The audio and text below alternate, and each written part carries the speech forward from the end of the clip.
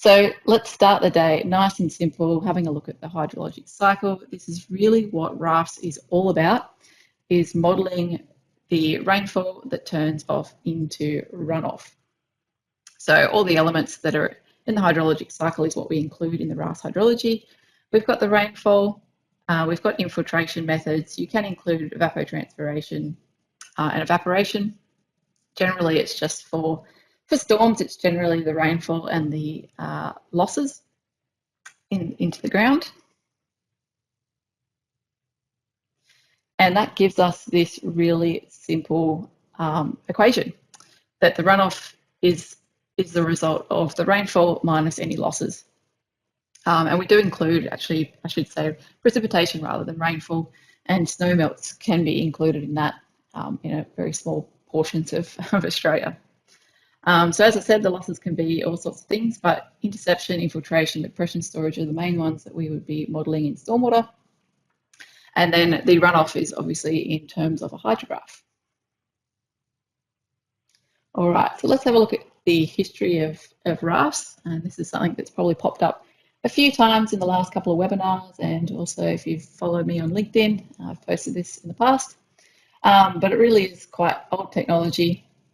It started around 1974, and it was built by William Partners and SMEC. It's had some updates over time, and it actually originally was called RSWM, which was the Regional Stormwater Drainage Model.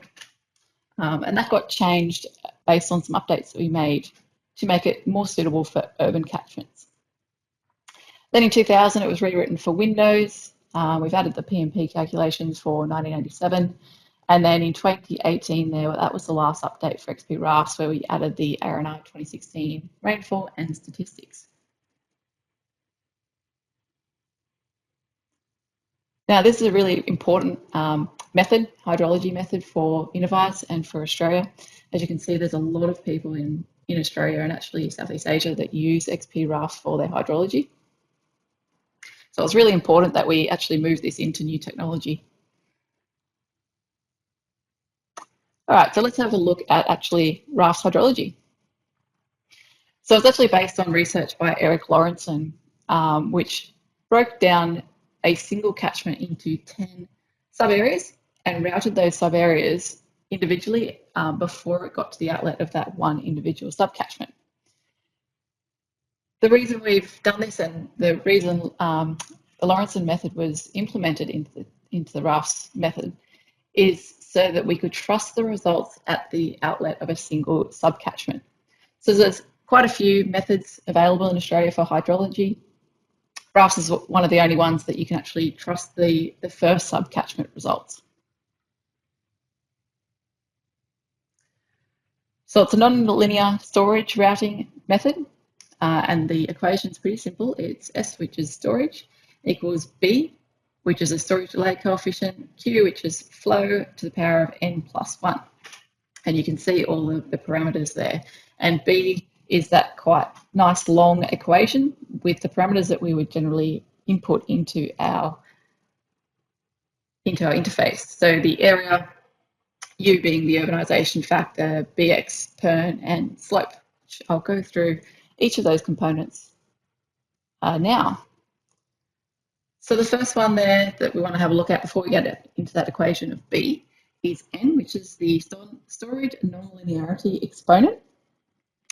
And this describes the shape of the flow. So generally, if we say that flows are within the channel, and generally we say that up to the 1% AEP, we can use the default, which is negative 0.285 for this parameter. Once we start modelling those big floods, so the 10,000 year or the PMP, that value actually goes towards 0, and it actually gives a more linear response to the catchment. As you can see, it's the equation there is flow to the power of n+1. So once we move n towards 0, it becomes a linear catchment, much like the kinematic wave method.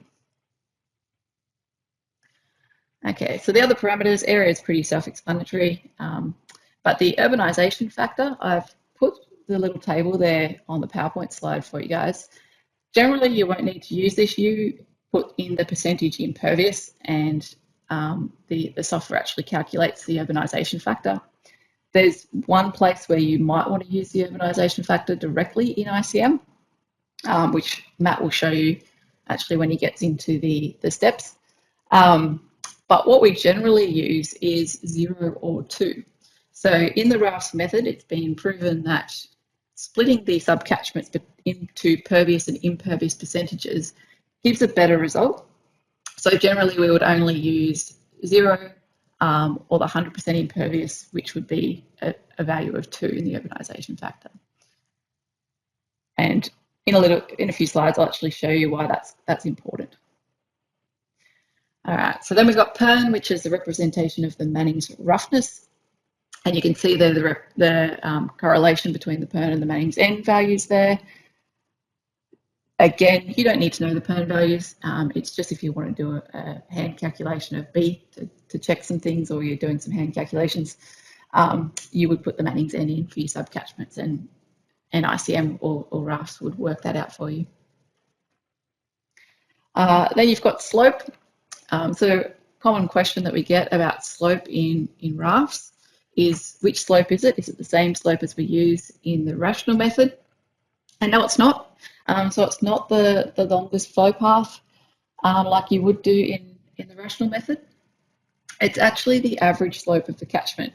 So on this diagram, you can see if we have a look at catchment Y, which is the one in the middle there, we've got link A, which is actually passing the flow from subcatchment X through to through subcatchment Y down to the outlet. And then the slope is actually based on all the different possible slopes in the catchment, and it's a weighted average of those particular slopes. So if you think of the actual slope where the link A is, the flow that's in the main stream, that's probably the lowest slope that you're going to have in the entire catchment. And then up in the top reaches is where you'll have the maximum slope. So your slope in general for your subcatchment should be somewhere between the lowest and the maximum. And what does that have? What kind of impact does that have on your results? So I've put the little table there. If your slope's between 0 and 1%, it actually has quite a high impact on your catchment results. So what does that mean? If you've got 0.2% of a slope, or you've got 1% of a slope, it actually makes quite a bit of difference in the peak discharge. If you go down to slopes that are greater than 5%, so if you've got 10% or you've got 20%, the difference in peak discharge is actually quite small. So what that means is if you're modelling really steep catchments that are slopes up to 10, 20%, you don't need to spend too much time trying to work out exactly what the average weighted slope would be, because it's not going to impact your results too much. However, if it's quite flat and those slopes are between 0 and 1%, it's worth spending that extra time to make sure you get those right. All right, so I mentioned a couple of slides ago that we generally use an impervious percentage of either 0 or 100%, which is an urbanisation factor of 0 or 2. And the reason we do this is because in RAFTS methodology, the routing actually gets split up between the impervious and the pervious percentages. And that's the way that we recommend modelling your catchments, because it's proven to give the best results. There might be calibration models that you've done in the past that worked out better by combining them, and that's fine. You can still do that in the new platform. But the recommended approach, if you don't have the calibration data, or even if you do, is to split those catchments up.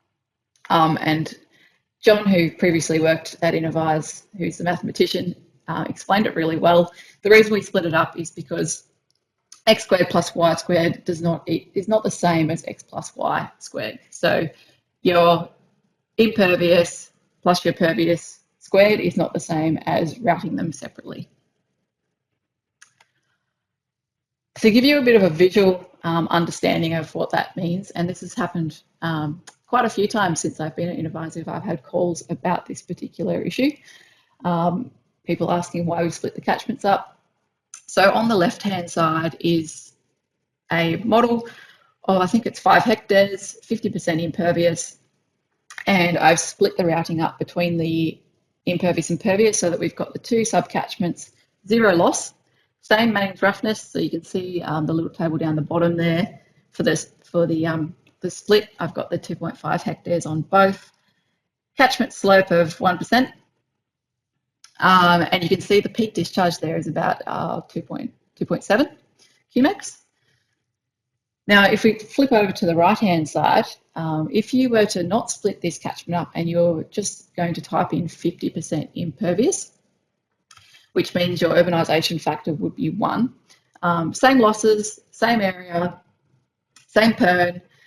You can see what happens is B is calculated as 1 rather than it being split up. So you can see it on the end of that table there, the B value. And that actually ends up in a higher peak discharge. So you can see it's just over 3 cumex. So quite a significant difference. It actually also changes the timing of the shape of the hydrograph as well.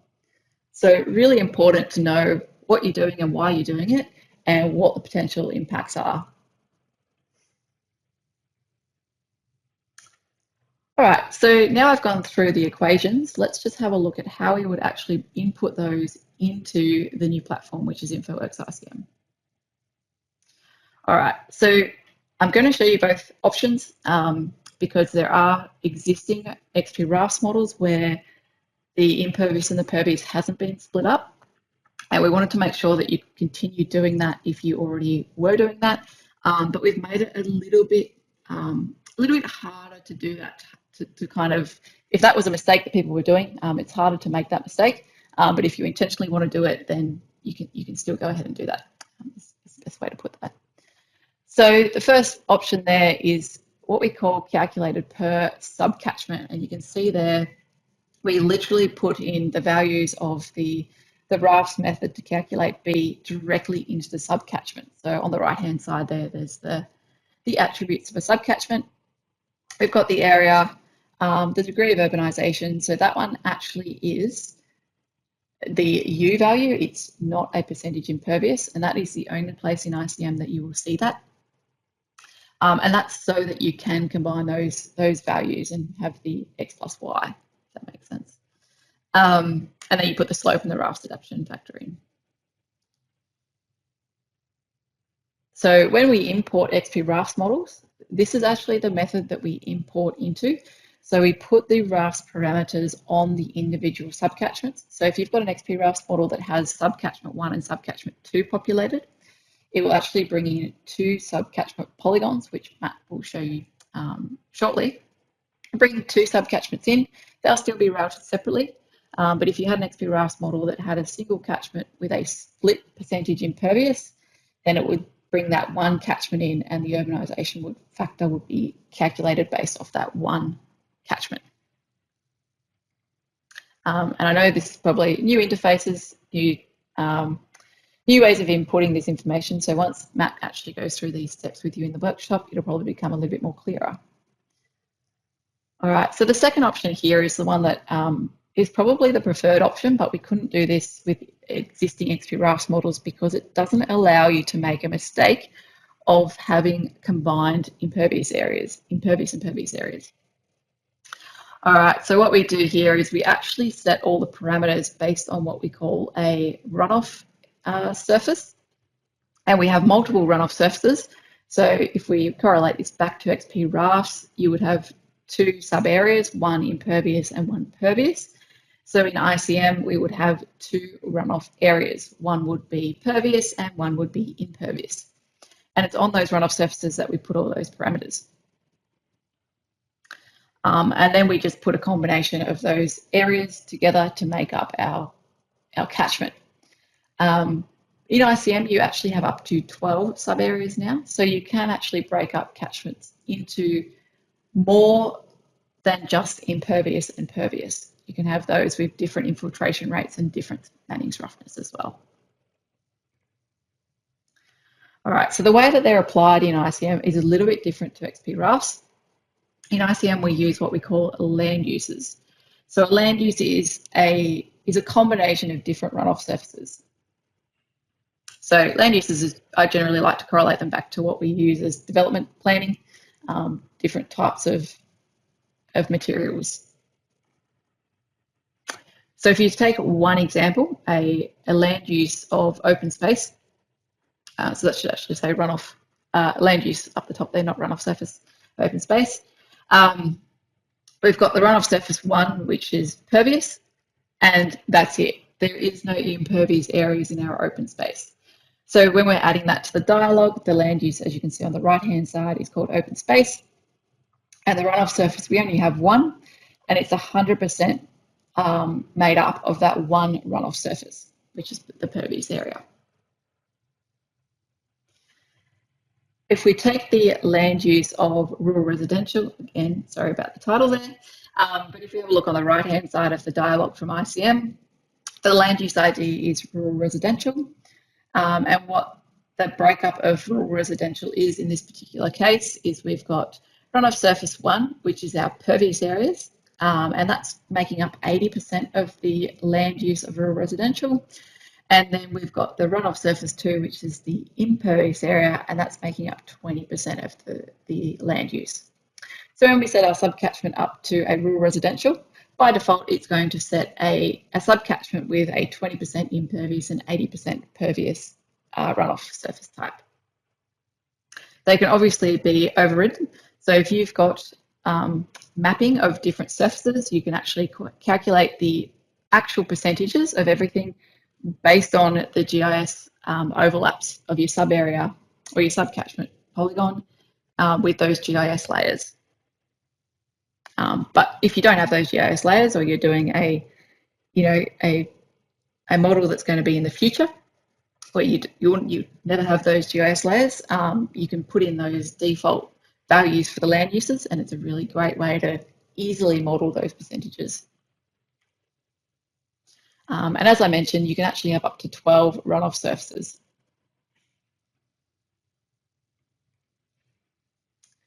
All right, so that's really the inputs that you would put into the RAFTS routing method.